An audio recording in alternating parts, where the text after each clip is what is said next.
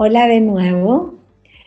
Vamos ahora entonces a revisar otra de las localizaciones importantes en infecciones asociadas a la atención en salud, que es la bacteremia relacionada a catéteres venosos centrales.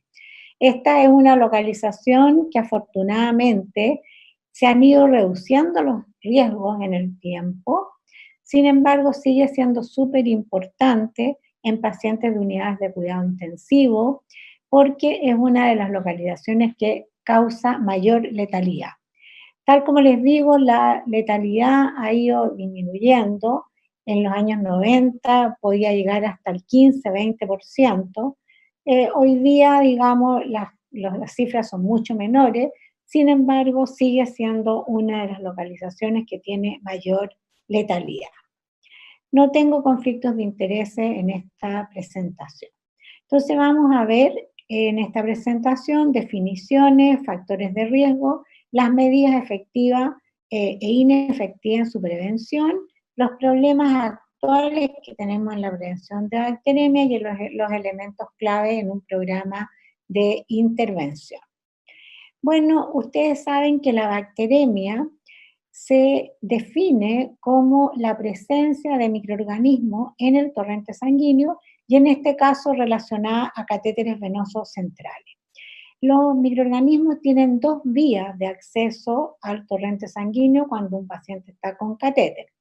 Por vía intraluminal, que en general uno la asocia a contaminación de las conexiones, por lo tanto a mantención del catéter, y uno asume esta vía de acceso en catéteres que tienen larga duración. Y en catéteres de corta duración, que son los que más vemos en las unidades de cuidado intensivo, la vía de acceso más frecuente probablemente es la vía extraluminal por el sitio de inserción del catéter. Ahora, ¿de dónde ingresan los microorganismos al torrente sanguíneo? Fundamentalmente del biofilm que se forma, digamos, alrededor del catéter, tanto por la vía intraluminal como extraluminal.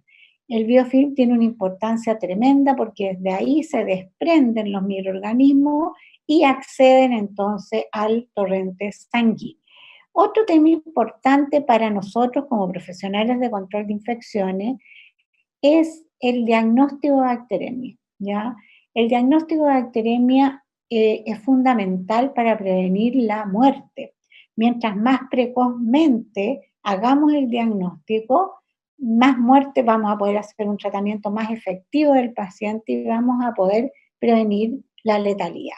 En este caso, el diagnóstico clínico es bastante irrelevante, en verdad. Y lo que más importa acá para decidir el antimicrobiano a usar es el diagnóstico microbiológico. Por eso es tan importante, además, que nosotros nos preocupemos, ¿verdad?, de estandarizar las técnicas de hemocultivo a fin de tener un diagnóstico epidemiológico más precoz. Acá hay factores de riesgo del paciente, de la atención y del ambiente, al igual que todas las localizaciones. Sin embargo, en este caso, los factores de riesgo del paciente desafortunadamente no los podemos modificar, ¿ya? Son condiciones propias del paciente que van a influir probablemente en la aparición de bacteremia, pero que no los podemos modificar.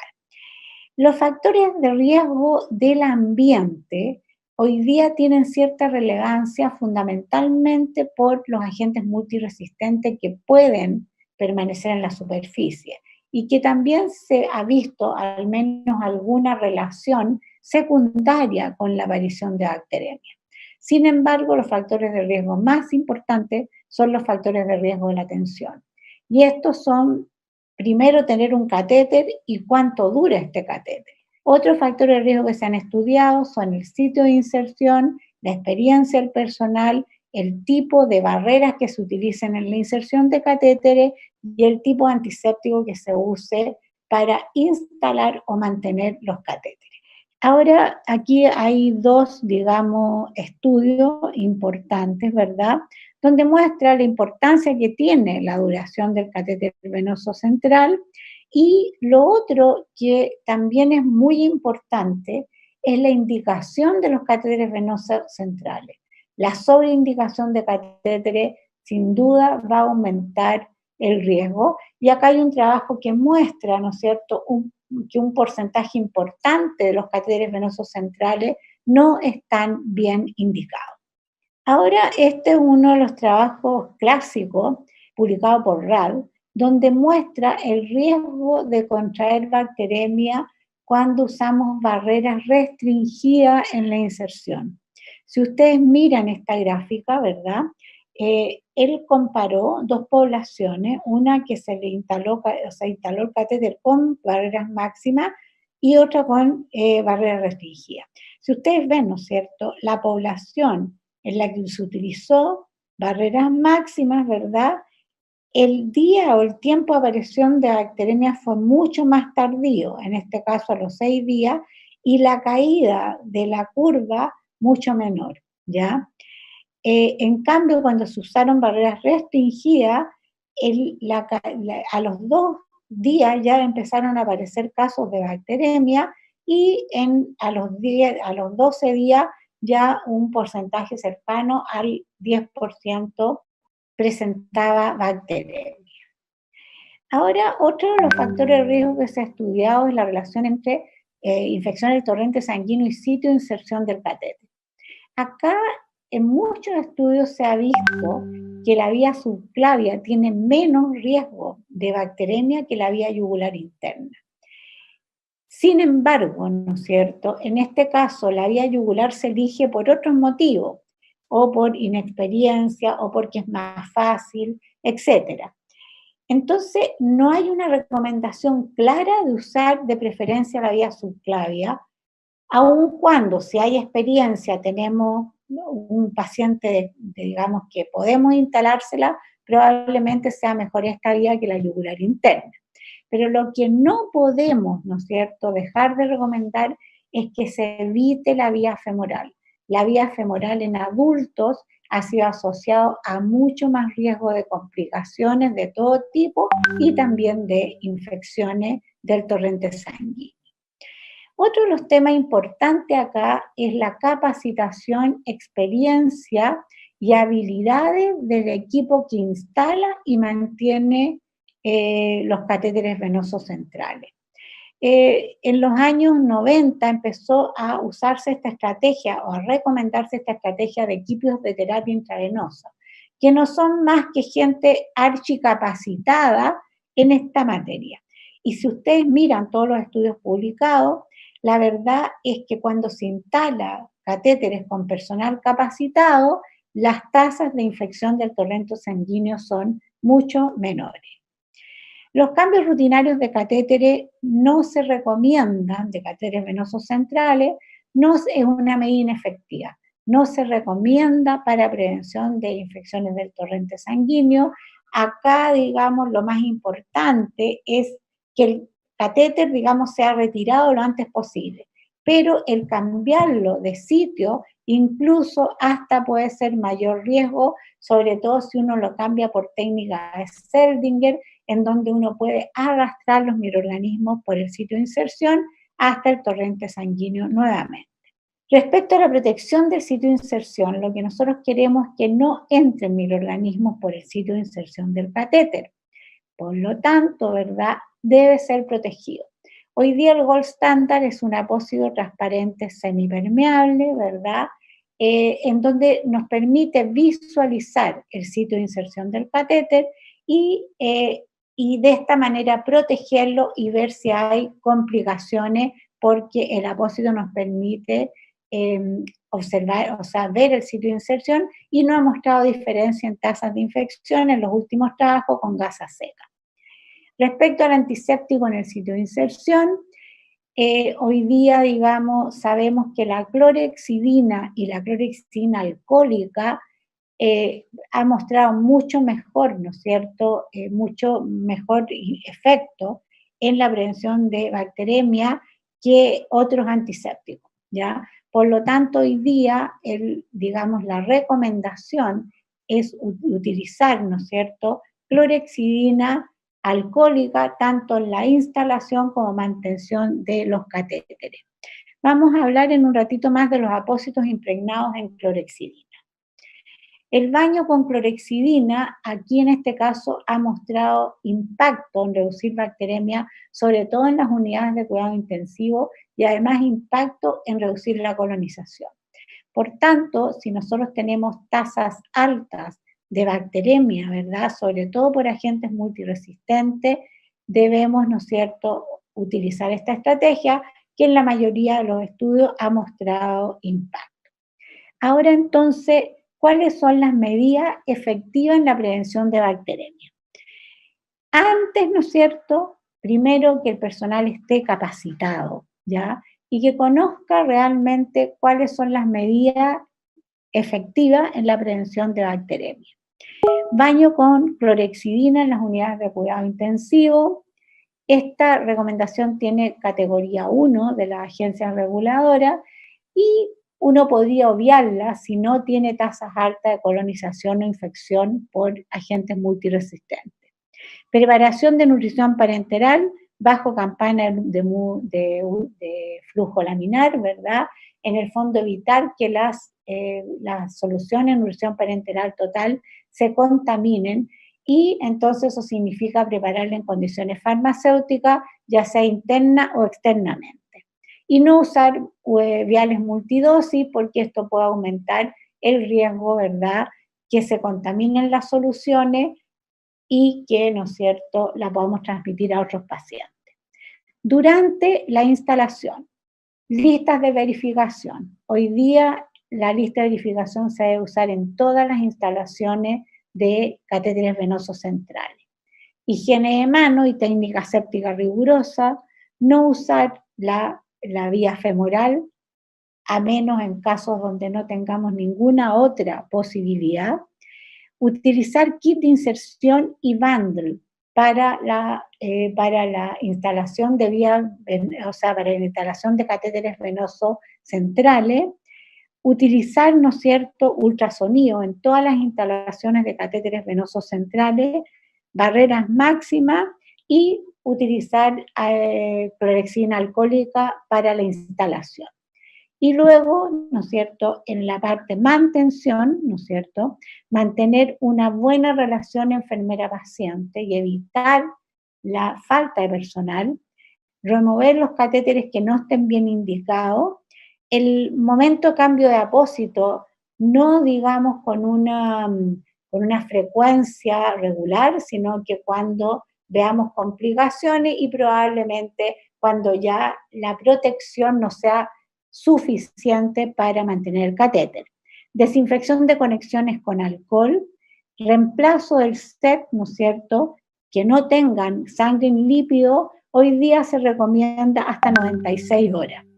Vigilancia epidemiológica con categoría 1 y cambio de soluciones de nutrición parenteral cada 24 horas. Medidas que podían considerarse en situaciones especiales son los catéteres impregnados, el uso de apósito impregnado en clorexidina y el uso de terapia de bloqueo. Respecto a los catéteres impregnados, la verdad es que hoy día, salvo en casos puntuales, no deben usarse rutina, ¿ya? Hay trabajos que muestran algún impacto, pero son los estudios de muy baja calidad y la verdad, ¿no es cierto?, es que hay ciertas poblaciones que se han beneficiado, pero esto es una medida de tercera línea en donde algunos pacientes con dificultad en la inserción con catéteres de larga duración podríamos considerar, pero nunca como una medida rutinaria en prevención de bacteremia. Aquí hay otro estudio con apósito impregnado en clorexidina. Esto es una tecnología de después del año 2000 y sí ha tenido impacto en realidad, pero lo mismo que lo anterior, o sea, es una tecnología mucho más cara. Por lo tanto, tenemos que considerarlos en pacientes especiales y probablemente no en forma rutinaria, a menos que tengamos tasas muy altas de bacteremia. El tema de la terapia de bloqueo, que se han implementado, se han estudiado dos tipos de terapia, con antimicrobiano y con etanol, ¿ya? Aquí la terapia con antimicrobiano, o sea, la terapia de bloqueo con antimicrobiano, que en general se hace con vancomicina, siempre ha sido controvertida por el hecho de producir resistencia a la vancomicina, ¿ya? Y por lo tanto, ¿no es cierto?, uno podría considerarla en pacientes de muy alto riesgo, como pacientes de hemodiálisis o pacientes con mayor riesgo de secuelas graves, etc. La terapia de bloqueo con etanol ya también ha tenido impacto. Hoy día se usa bastante en pacientes pediátricos de alto riesgo. Y bueno, se ha ido mejorando las técnicas, porque en los primeros estudios hubo, digamos, reacciones adversas por el alcohol, dado que pequeñas cantidades de etanol inmigraban al torrente sanguíneo. Ahora, bueno, si uno compara la terapia de bloqueo con etanol con heparina, evidentemente la terapia con etanol tiene mayores resultados o mejores resultados que solo usar heparina. El uso de ultrasonido hoy día es gold standard en la prevención de bacteremia y en general lo que se ha mostrado es que el uso de ultrasonido reduce los intentos de punción y reduce también la tasa de bacteremia.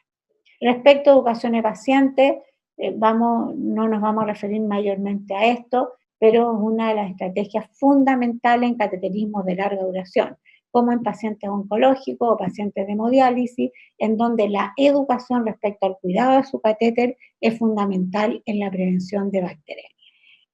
Ahora, un par de palabras respecto a neonatos, que hoy día es la población de mayor riesgo de bacteremia.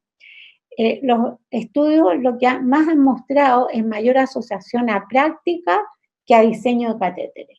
Los mayores factores de riesgo de bacteremia en neonato son factores de riesgo a veces del paciente, como por ejemplo el uso de nutrición parenteral con lípidos, que a veces es fundamental en estos pacientes, el uso de antimicrobianos, que también se usa muchísimo, la falta de personal y el peso de nacimiento.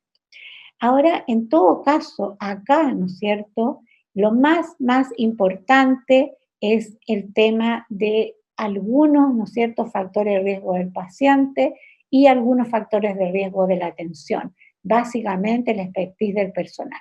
Este es un trabajo que hicimos nosotros, que está publicado en la revista chilena de infectología, donde muestra la tremenda diferencia de riesgo relacionada con peso al nacer, siendo muchísimo más alto el riesgo en pacientes con peso de 1000 gramos, ¿ya? Así que ellos tienen ya un factor de riesgo importantísimo en relación a bacteremia.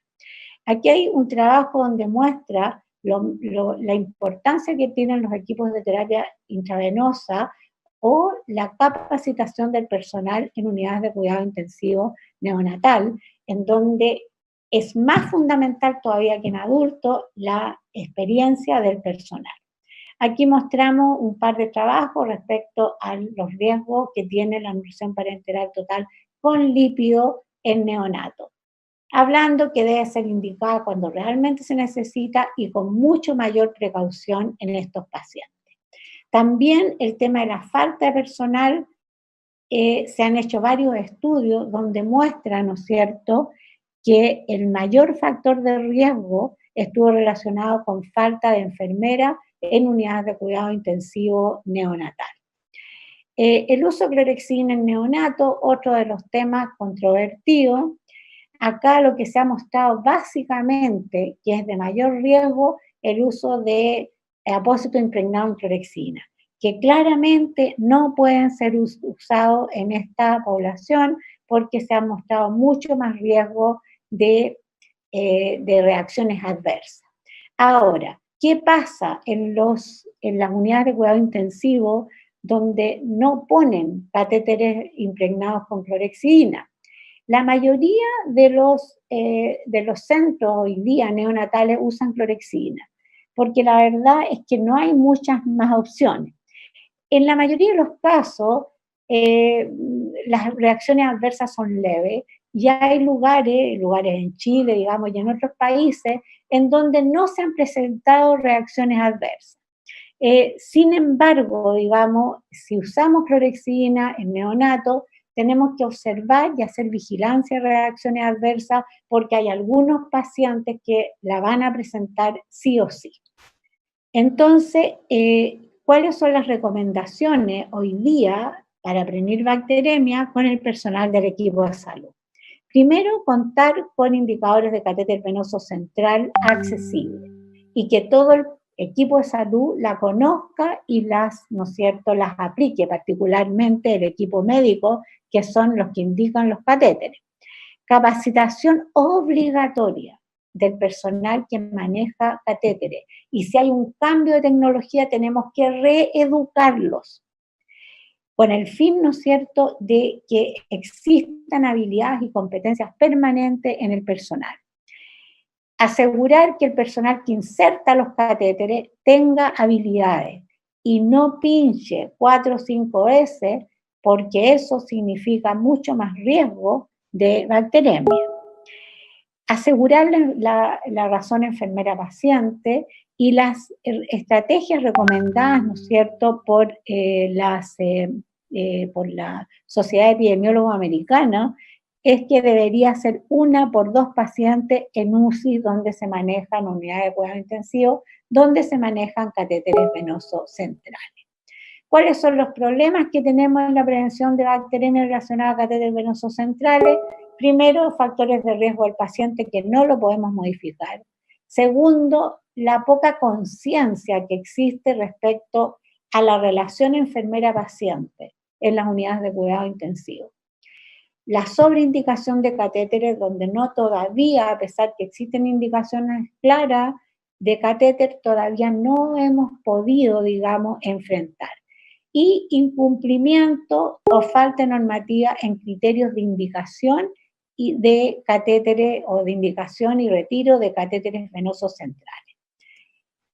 Los bundles han sido una de las estrategias que ha tenido más impacto en la reducción de bacteremia, ¿ya?